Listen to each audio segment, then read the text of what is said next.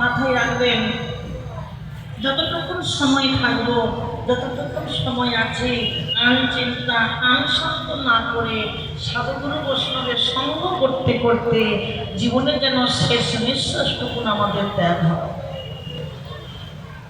তাই যাই হোক, বড় ভালো লাগছে, খুব সুন্দর পরিবেশ আপনাদের, এত শ্রোতা এত ভক্তবৃন্দ, ওকে না বলে থাকা যায়। তা এই যে এখানে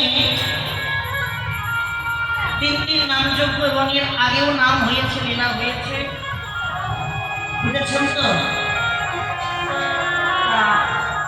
আমার এই দাদারা যাবেন আপনাদের কাছে, এমন কিছু সাহায্য করবেন, এমন কিছু